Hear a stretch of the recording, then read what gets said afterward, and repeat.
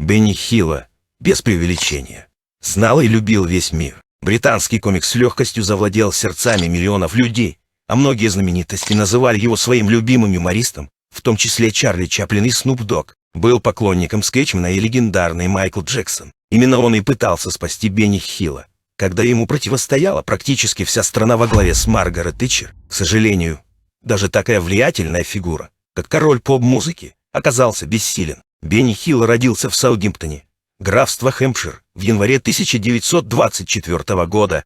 В некоторых источниках указывается 1925 год рождения. Его дед и отец были в прошлом комиками. Видимо, их дар и передался по наследству маленькому Бенни. Впрочем, при рождении он получил совсем другое имя – Альфред.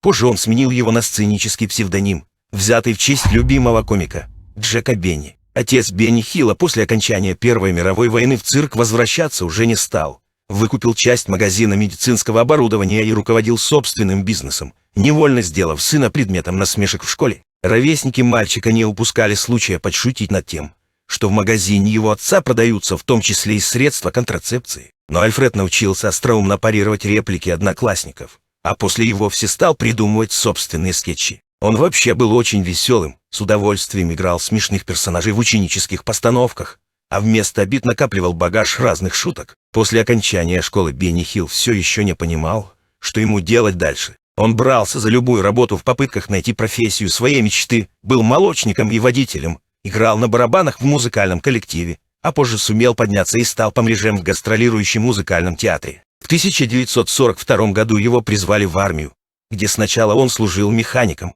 пройдя соответствующее обучение. Потом был водителем и оператором прожектора, а уже в конце войны его перевели в службу вещания. Тогда ему и довелось принять участие в постановке «Звезды в униформе». Теперь он точно знал его призвание. Сцена и съемочная площадка. Именно искусству он хочет посвятить всю свою жизнь. Естественно, пробиться на вершину славы можно было никак не в родном Хэмпшире. Поэтому и отправился Бенни Хилл искать свое актерское счастье в Лондоне. Сначала он пришел на радио, дебютировав на Варит и Бандбекс в качестве исполнителя в 1947 году. Через 3 года он впервые появился и на телевидении, снимался в массовках, принимал участие в юмористических шоу где-то в последних рядах и получал за это очень скромные гонорары. Но он был упорен и настойчив в достижении своей цели. С каждой новой съемкой он пододвигался все ближе и ближе к той роли, благодаря которой его заметят и тут же найдут область применения для его таланта и искрометного чувства юмора. Долгих 5 лет прошло с момента его теледебюта до открытия шоу Бенни Хилла на канале BBC. Телевидение помогло полностью раскрыться его таланту. Шоу пользовалось огромной популярностью, а критики стали называть его эталоном английского юмора. На протяжении почти 40 лет программа держала самые высокие рейтинги, а ее ведущий буквально купался в лучах славы и зрительского обожания. Даже сегодня шоу Бенни Хилла покупают телеканалы.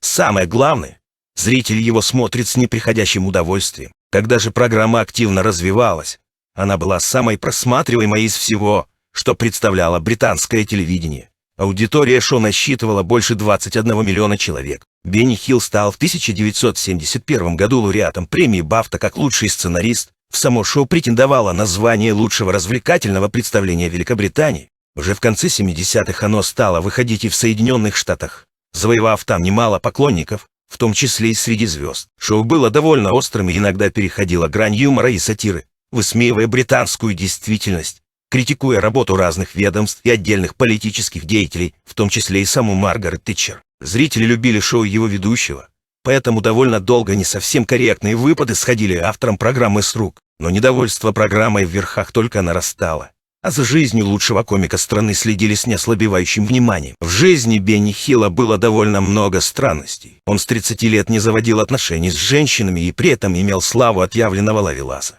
В британской прессе, к примеру, вполне серьезно обсуждались непристойные предложения со стороны комика девушкам, которым доводилось с ним работать, и писали о его слишком уж активной интимной жизни. Король юмора при этом всегда жил один, и ни одна из представительниц прекрасного пола не могла бы похвастаться даже коротким романом с Бенни Хиллом. Все оставалось лишь на уровне слухов, неизвестно кем распространяемых. Аскетичность Бенни Хилла имела объяснение. Это на сцене и в кадре он был королем юмора и звездой, а в жизни он знал, что такое безответная любовь. Еще в юности комик влюбился в начинающую художницу по имени Роза. Он пытался привлечь ее внимание самыми разными способами, но девушка ни разу не удостоила его даже взглядом. На протяжении 6 лет Бенни Хилл каждое воскресенье ездил в Истли, где жила Роза, чтобы просто посмотреть на нее. Когда же он попросил разрешения посмотреть ее рисунки, она влепила ему пощечину и запретила даже приближаться к ней. В Лондоне на протяжении какого-то времени Бенни Хилл наслаждался богемной жизнью и мимолетными увлечениями,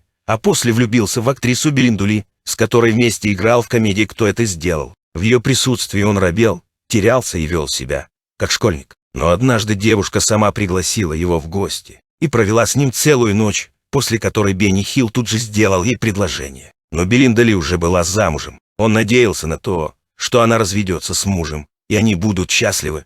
Но девушка погибла в автокатастрофе. Была и третья попытка Бенни Хилла стать счастливым, в этот раз с актрисой Аннет Андре, но ее он вовсе не привлекал. С тех пор и жил известный комик в одиночестве, прикрываясь от вопросов циничными и не очень корректными шутками. Впрочем, даже без этого в жизни комика хватало необъяснимых странностей. Он получал весьма приличные гонорары.